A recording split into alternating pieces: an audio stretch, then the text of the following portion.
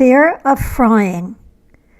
Othermama's biggest fear in life was death. Her second biggest fear was that she would be buried in Potter's Field, a bleak burial ground for paupers located about a mile outside of our hometown of Quicksand, North Carolina. To make sure she didn't end up there without so much as a stick to mark her grave, Othermama, my maternal grandmother, took out an insurance policy with the Quicksand Mutual Trust Agency. She had no intention of being buried in an old, cold pine wood box, as she put it. Her monthly payments to Mr. Mosley, the tall, thin insurance man, ensured that she would be laid to rest in a satin-lined coffin with a lid. Although she couldn't bear the idea of being closed inside of anything, it was preferable to being exposed to the elements and eaten by worms. Worms, which were, by the way, her third biggest fear. Othermama had always lived with us. To this day, nobody in my family will admit it, but we all dreaded her death as much as she did. I never understood why she was so afraid of passing on to her final resting place. Perhaps she feared being cast into the devil's lake of fire, burning with brimstone. For what exactly, I'm not sure. Nowhere in the Bible is it written that putting sugar in a chicken pie is a sin. It wasn't done to make anyone sick. It was a mistake made by a nervous newlywed trying to impress her husband's family, who didn't know how to cook. Nobody died from eating the sugary chicken pie, but Othermama's in-laws never forgave her. They suspected she'd done it on purpose. Maybe Othermama worried that God thought so too. As far as I know, Othermama never used the Lord's name in vain or left a bed unmade. In fact, in spite of a rough beginning, she truly excelled in the culinary arts. She was a godly, good-hearted soul, one of the few definitely bound for glory. We feared her passing because she was our leader. She held the family together. More specifically, Othermama was the only one in our house who knew how to cook. Mama made a great batch of fudge, but we couldn't live on fudge alone. The kitchen was Othermama's domain. Daddy was the only one of us brave enough to open the refrigerator without asking Othermama's permission. But even he dared not stand too long with his head stuck inside, trying to decide what to eat. To me, the very thought of Othermama passing away like an ordinary mortal was inconceivable, and this is why the doctor's diagnosis was so difficult to accept. Othermama had two daughters, Sissy and Lavinia. She called Sissy her practical daughter. She called Lavinia a dreamer. My mother, Lavinia, was the older of the two. We finished our Sunday meal that June afternoon in 1965, and following family tradition, Othermama, Aunt Sissy, Mama, and I retired to the living room to sip iced tea and chat. Daddy and my brothers, Jake and Ben, headed to the den to watch TV. Othermama and Aunt Sissy took their usual seats on the couch. "Is your neck swollen?" Aunt Sissy asked, peering at Othermama over her bifocals. "My neck? Swollen?" That's what I asked. Is your neck swollen on this side? Why would my neck be swollen? Othermama and Aunt Sissy's conversations often reminded me of Abbott and Costello comedy routines.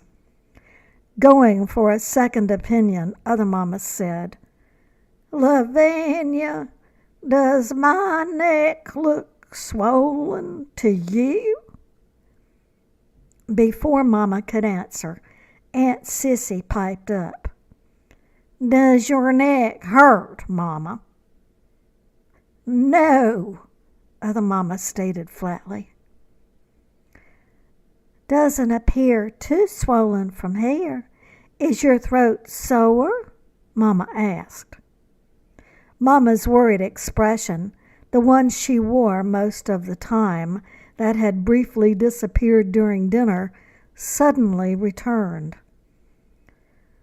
Well, it wasn't sore until everybody started talking about it, but now that I knew it, Aunt Sissy lit a cigarette, took a long drag, and exhaled before she added, You must have a sore throat because your voice sounds hoarse. Let me feel your neck. Ordinarily, Othermama didn't like to be touched, but she didn't push Aunt Sissy's hand away. Good Lord God, that's a knot, Aunt Sissy said. Could be the start of mumps, Mama suggested. Mrs. Snipes' little girl is recovering. Lavinia, that's ridiculous. I'm way too old for mumps. No, Othermama, you're not. Anybody can get the mumps, I said, but no one was listening. My name is Nicolette Elizabeth Bradshaw, Nikki for short, and although I was a junior in college at the time, I was still considered a child, to be seen, not heard. It's a wad of snuff, Aunt Sissy hissed. A wad of snuff. Although it was mid-July, I suddenly felt a chill in the room. Mama crossed her legs and began to rub her left eyebrow with her left thumb and forefinger. The rubbing of her eyebrow was a nervous tic. Aunt Sissy, oblivious to everything except the sound of her own voice, continued. I begged you to quit dipping snuff years ago. Othermama drew her lips into a thin straight line, a sure sign that she was angry. Although the whole family knew about it, Othermama considered her snuff to be a deep, dark secret, never to be spoken of out loud. Once acceptable in the courts of kings, snuff had long since passed from favor like chamber pots, corsets, and wooden teeth. Aunt Sissy disapproved of Othermama's habit. She considered it nasty. When you quit smoking, Othermama said, as she reached into the pocket of her blue seersucker house dress for the small can of superior snuff, I'll quit dipping. She was the only person in the world who dared put Aunt Sissy in her place. Just promise me you will make an appointment to see Dr. Sides, Aunt Sissy said in a much kinder tone. I'll call tomorrow and make an appointment for you, Mama offered. Othermama didn't argue. For as far back as I can remember, my nightly prayers included a request that Mama and Othermama be kept safe. though there had been some close calls, most recently the night Daddy threatened to kill Mama if she opened her mouth one more time, and when Othermama drank a glass of Tex-size household cleaner by mistake, thinking it was milk, my prayers were answered. But a lump? It seemed that older people recovered from things like the flu or pneumonia. But a lump? A lump could be cancerous, fatal. In a week's time, Othermama's lump had doubled in size. It looked like she'd swallowed a hen's egg that went down the wrong way and became lodged in her neck. Unable to determine the type of cells in the growth or diagnose it as benign or malignant, the stymied doctor suggested radiation treatments to keep it from growing and hopefully shrink it. Dr. Sides allowed that the growth could be life-threatening. The instructions following a treatment were explicit. Do not get close to children physically. Do not handle food. Since one or more of her great-grandchildren were always visiting our home, Othermama found this to be the worst possible punishment imaginable. Following her first treatment, her youngest great-grandson, Scotty, ran into the house, arms outstretched for a big hug. Turning from him, Othermama ran towards the bedroom. "Stay back! Stay back!" she screeched. "I'm radioactive!" She began to spend most of her time lying in bed. Othermama never went to bed during the day. She was always cooking or cleaning. In an effort to lift Othermama's spirits, Mama asked her to help with supper.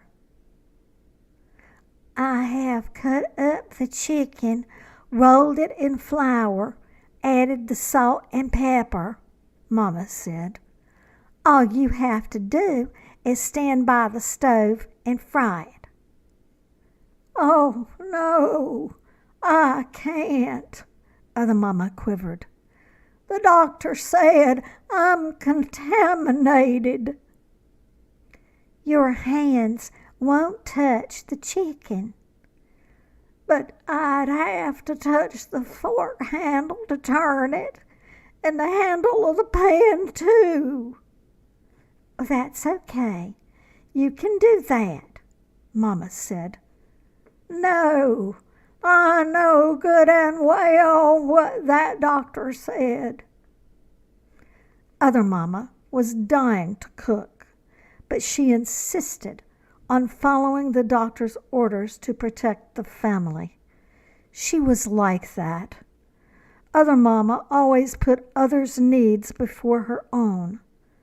Later that afternoon, I entered her bedroom to check on her to make sure she was still breathing. "Othermama?" I whispered. When there was no immediate answer, I knelt by the bed and put my ear as close to her face as I dared to listen for an inhale or an exhale. The pounding of my heart was so loud I couldn't hear anything else when she finally said, "Yes." I felt close to fainting. "How do you feel?" I asked. Her voice had a natural quiver, but recently it seemed higher in pitch and quivered more than ever. "Oh, I'm all right." Following the discovery of Othermama's lump, our home that always bustled with activity had become unusually quiet. No more clickety-clack of Mama's typewriter during the day, or rattling of pots and pans and silverware in the kitchen. Othermama needed rest. Aunt Sissy, who now dropped by every evening to see Othermama, spoke in whispers. Concerned neighbors brought over so many flowers from their gardens, our living room smelled like a funeral parlor. Dodger, our cocker spaniel, stopped barking at passing cars along the road and neighbors who passed through our yard. Never before had he eaten dog food from a can or a box, because Othermama fed him table scraps.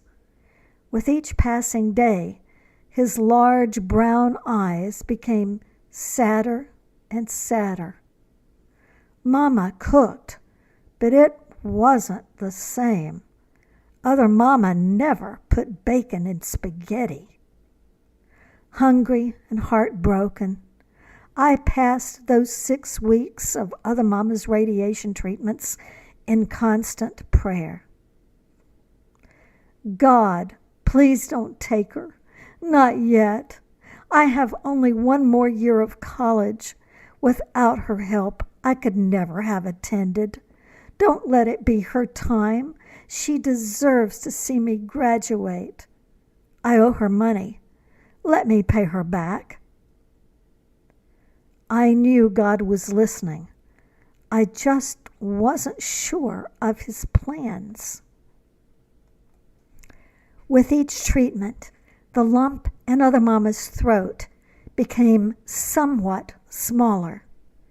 The doctor appeared guardedly hopeful.